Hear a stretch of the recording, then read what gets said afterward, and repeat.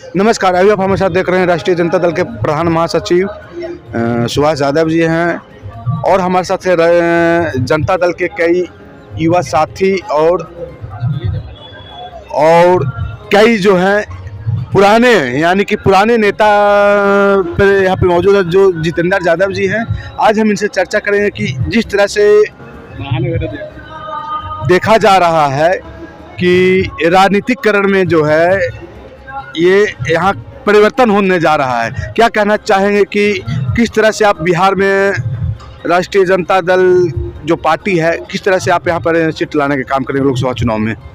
जैसे परिवर्तन की बात जो आपने कही, तो एक साल पहले अगस्त के महीने में अगस्त क्रांति का नाम आपने सुना होगा, भारतीय इतिहास में अपना स्थान रखता है कि भारत छोड़ो आंदोलन अंग्रेज़ों को जो भारत से हटाने के लिए जो छेड़ा गया था वो अगस्त के महीने में ही छेड़ा गया।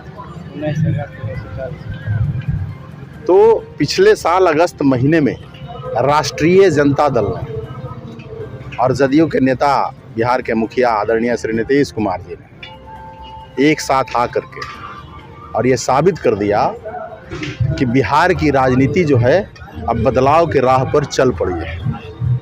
और इस एक साल के अंदर पूरे देश में आपने देखा होगा, पिछले 9 सालों से भारतीय जनता पार्टी की जो सरकार है केंद्र में मोदी जी की, उससे उबरने के लिए, उससे छुटकारा पाने के लिए जब विभिन्न दलों के नेताओं को अलग अलग राज्यों के कुछ सूझ नहीं रहा था, उस परिस्थिति में हमारे आदरणीय नेता श्री लालू प्रसाद यादव जी ने, इस देश के सारे नेताओं ने गाहे बगाहे चाहे किसी न किसी रूप में प्रत्यक्ष या परोक्ष रूप से भारतीय जनता पार्टी के साथ सानिध्य में काम किया है, उनके विचारों का समर्थन तक किया है, उनके नीति सिद्धांतों का समर्थन तक किया है।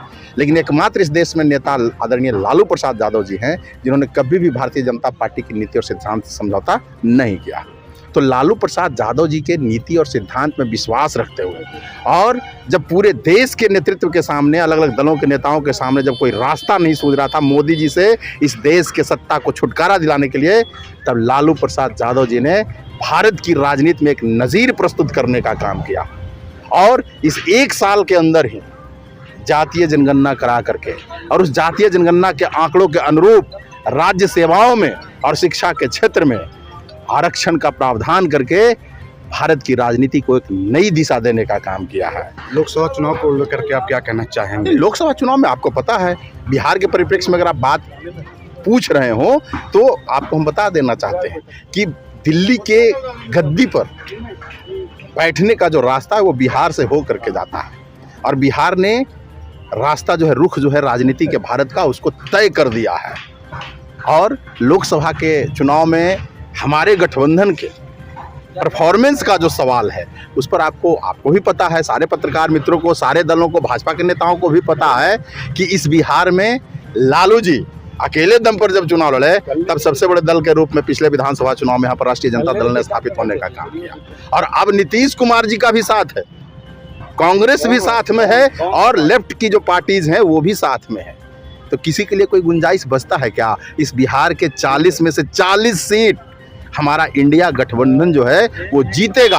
और पहले ही मैंने आपको कहा कि दिल्ली की गद्दी का रास्ता बिहार हो करके जाता है। आप देख लीजिए, पिछले 2 चुनाव में 14 में 19 में भारतीय जनता पार्टी की सरकार बनी, जब बिहार से उनको संख्या बल मिला, बिहार से जब उसको नंबर दिया गया, नंबर ऑफ एमपीज मिले, तो अब जो है बिहार में 40 के 40 जो है इंडिया गठबंधन के पक्ष में यहाँ का सारा सीटों का जो है परिणाम आएगा। युवाओं को क्या संदेश देना चाहिए? युवाओं को संदेश तो हमारे नेता आदरणीय तेजस्वी प्रसाद यादव जी दे ही रहे।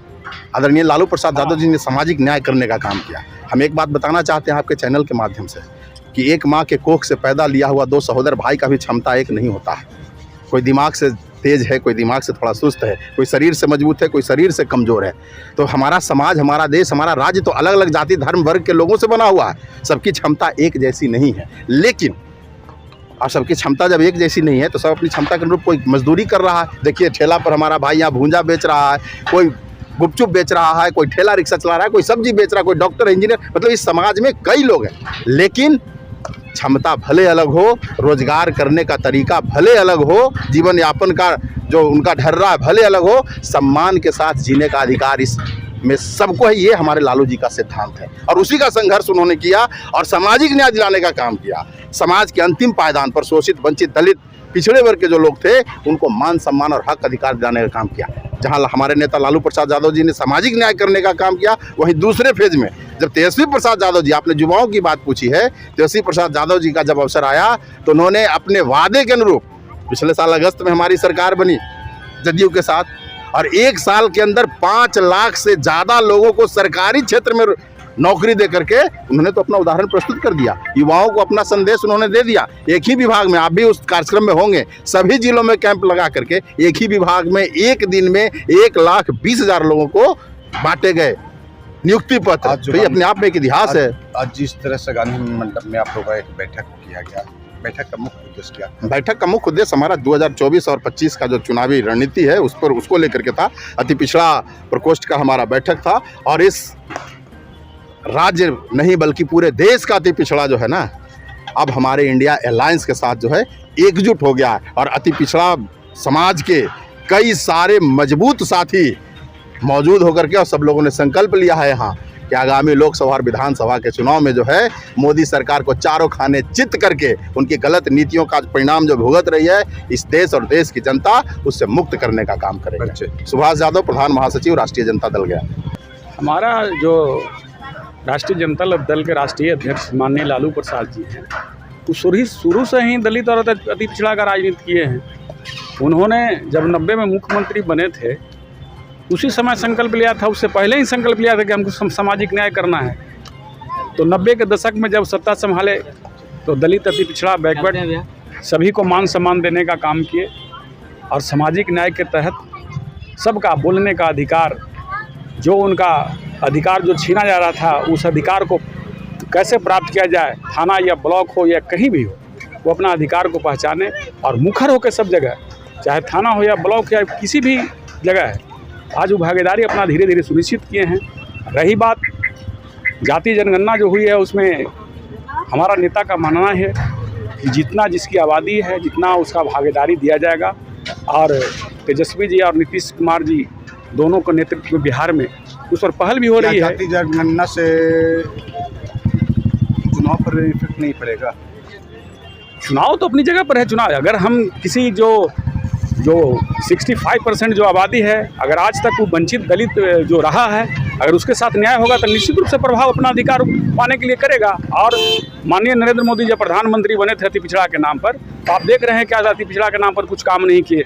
जो भी काम किए उद्योगपति, पूंजीपति को बढ़ावा देने का काम किया। आज अडानी अंबानी, चाहे अमित शाह का बेटा जैसा हो, देखिए कौन मैन्युफैक्चरिंग से आए थे कि क्रिकेट का कुछ हाल जानते थे क्या, लेकिन आज उनको BCCI का अध्यक्ष बनाया गया है। तो ये सब जनता समझती है, लेकिन भोली वाली यहाँ जनता है उसको ठगने का काम करता है। झांसा में लोग आ जाते हैं, लेकिन उसको हम लोग इंडिया अलायंस पुरजोर तरीके से जो 2024 का चुनाव है उसको लड़ने का हम लोग काम करेंगे। और जो कमी बेसी रह गई है, जो समझने बुझने में जो लोग नहीं समझ पाए, उसको समझाने का हम लोग ज़मीन स्तर, गांव स्तर पर काम करेंगे और 2024 में निश्चित रूप से भारतीय जनता पार्टी को हम लोग हराने का काम करेंगे। 3 राज्यों में जीत हासिल की है तो दावा ठोकरी है कि बिहार में भी मेरी जीत रहेगी। देखिए, बिहार शुरू से ही समाजवादियों का गढ़ रहा है। बिहार उड़ती चिड़िया को हल्दी लगाने का काम किया है। महात्मा गांधी जी भी आए थे, वो चंपारण के धरती से ही आए। भारत छोड़ो आंदोलन का शुरुआत किया था उन्होंने, अंग्रेज को खदेड़ने का काम बिहार के धरती से किया था। तो वहाँ कारण क्या, वहाँ तो बहुत सा कारण है, अंदरूनी कारण है, उसको हम बता नहीं सकते हैं आपके चैनल के माध्यम से। वहाँ आप लोग समझ रहे होंगे, सचिन पायलट भी वहाँ फैक्टर थे। आप जो ये कोची कर जाए, जो कमलनाथ जी थे, वो माननीय नेता अखिलेश यादव को क्या कहते हैं, अखिलेश फकलेश को हम नहीं जानते। तो सबका प्रभाव पड़ा है और आप देखे होंगे कि बहुत कम मार्जिन से वहाँ चुनाव लोग हारे हैं। तो ऐसा नहीं, अगर एकजुट होकर के चुनाव लड़ते और अहंकार अगर नहीं होता तो निश्चित रूप से वहाँ आज कांग्रेस की सरकार बनती तीनों राज्यों में। तेलंगाना में कांग्रेस की जीत है क्या? तेलंगाना में एक उस तरह का किसी तरह का कोई मुद्दा नहीं। तेलंगाना में अलग नया चेहरे पर चुनाव वहाँ लड़ा गया था, वहाँ किसी तरह का कोई विवाद नहीं था। आप सचिन पायलट जो पिछले चुनाव में जो पूरे राजस्थान में कैंपेन किया था, इस बार इसको अपनी विधानसभा में समेटा गया। सब कारण देखिए, बहुत सा कारण है। चैनल पर हम लोग बताने का काम बहुत नहीं करेंगे, लेकिन अगर इस सबसे कांग्रेस सबक लिखती है, कांग्रेस को लीड करना है, अगर सबक लिखती है तो बिहार के धरती से माननीय नीतीश कुमार जी और तेजस्वी जी देखेंगे पूरे देश में जो उन्होंने काम किया था, तय किया था कि मध्य प्रदेश में पहला इंडिया गठबंधन का चुनाव ये सभा होगी। उसने कमलनाथ जी ने मना किया था। आप उसका परिणाम आज देख लीजिए। 3 राज्यों के जीत के बाद बिहार में क्या लगता है? बिहार में कहीं कोई संशय नहीं है। बिहार निश्चित रूप से हम लोग जो पिछड़ा और दलित और अति पिछड़ा का जो गठबंधन है, जो हम लोग जातीय जनगणना जो कराने का काम किया है, जिसका उसका भागीदारी सुनिश्चित कर देंगे तो यहाँ कुछ है, यहाँ क्लीन गोल है, इसमें कहीं कोई दो राय नहीं है। ये भ्रम में मत रहिए कि यहाँ नहीं, यहाँ निश्चित रूप से इंडिया गठबंधन निश्चित रूप से 40 को 40 सीट जीतने का काम करे, इसमें कहीं कोई डाउट नहीं है। जितेंद्र कुमार यादव, महानगर अध्यक्ष, राष्ट्रीय जनता दल गया।